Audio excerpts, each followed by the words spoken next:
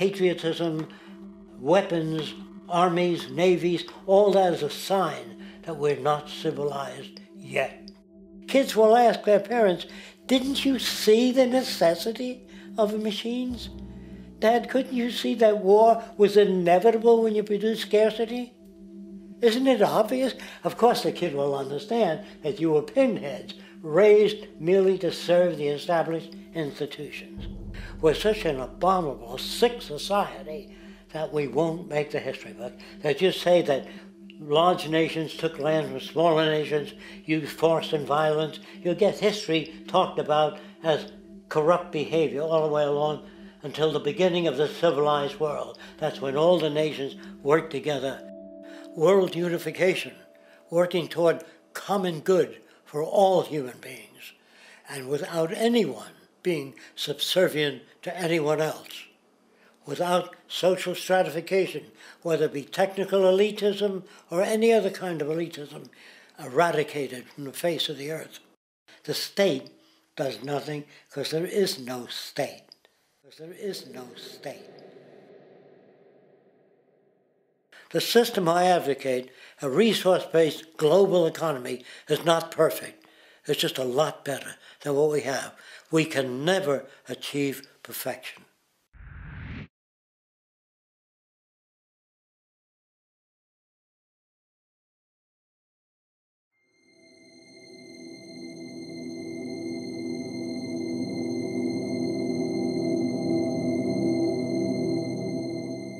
The social values of our society, which has manifested in perpetual warfare, corruption, oppressive laws, social stratification, irrelevant superstitions, environmental destruction, and a despotic, socially indifferent, profit-oriented ruling class, is fundamentally the result of a collective ignorance of two of the most basic insights humans can have about reality: the emergent and symbiotic aspects of natural law.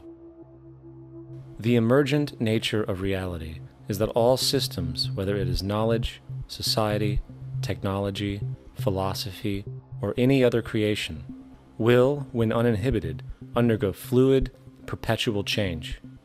What we consider commonplace today, such as modern communication and transportation, would have been unimaginable in ancient times. Likewise, the future will contain technologies, realizations, and social structures that we cannot even fathom in the present. We have gone from alchemy to chemistry, from a geocentric universe to a heliocentric, from believing that demons were the cause of illness to modern medicine. This development shows no sign of ending, and it is this awareness that aligns us and leads us on a continuous path to growth and progress. Static, empirical knowledge does not exist. Rather, it is the insight of the emergence of all systems we must recognize.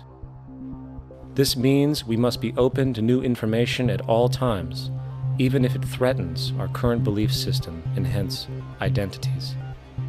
Sadly, society today has failed to recognize this, and the established institutions continue to paralyze growth by preserving outdated social structures. Simultaneously, the population suffers from a fear of change, for their conditioning assumes a static identity, and challenging one's belief system usually results in insult and apprehension, for being wrong is erroneously associated with failure, when, in fact, to be proven wrong should be celebrated, for it is elevating someone to a new level of understanding, furthering awareness. The fact is, there is no such thing as a smart human being, for it is merely a matter of time before their ideas are updated, changed, or eradicated. And this tendency to blindly hold on to a belief system, sheltering it from new, possibly transforming information, is nothing less than a form of intellectual materialism. The monetary system perpetuates this materialism not only by its self-preserving structures, but also through the countless number of people who have been conditioned into blindly and thoughtlessly upholding these structures, therefore becoming self-appointed guardians of the status quo. Sheep, which no longer need a sheepdog to control them, for they control each other, by ostracizing those who step out of the norm. This tendency to resist change and uphold existing institutions for the sake of identity, comfort, power, and profit is completely unsustainable and will only produce further imbalance, fragmentation, distortion, and invariably, destruction. It's time to change. From hunters and gatherers to the agricultural revolution to the industrial revolution, the pattern is clear. It is time for a new social system which reflects the understandings we have today. The monetary system is a product of a period of time where scarcity was a reality. Now, with the age of technology, it is no longer relevant to society.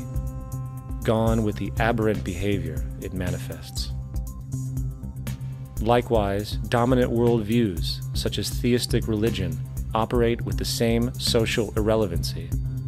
Islam, Christianity, Judaism, Hinduism, and all of the others exist as barriers to personal and social growth, for each group perpetuates a closed worldview, and this finite understanding that they acknowledge is simply not possible in an emergent universe.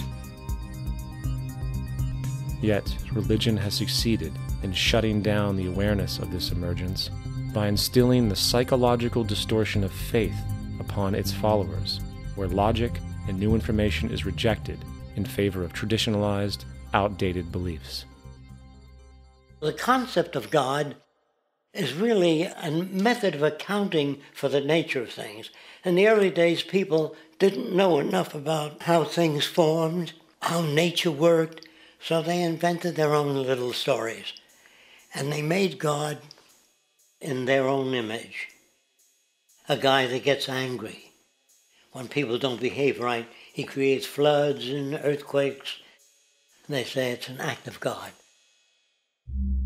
A cursory glance at the suppressed history of religion reveals that even the foundational myths themselves are emergent culminations, developed through influence over time. For example, a cardinal doctrine of the Christian faith is the death and resurrection of Christ. This notion is so important that the Bible itself states, "And if Christ be not risen, then is our preaching vain, and your faith is also vain."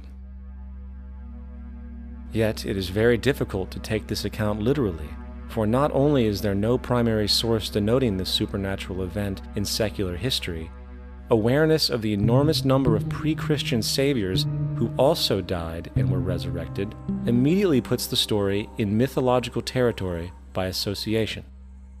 Early church figures such as Tertullian went to great lengths to break these associations, even claiming that the devil caused the similarities to occur, stating in the 2nd century, "The devil, whose business is to pervert the truth, mimics the exact circumstance of the divine sacraments.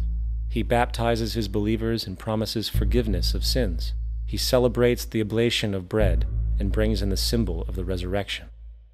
Let us therefore acknowledge the craftiness of the devil, who copied certain things of those that be divine."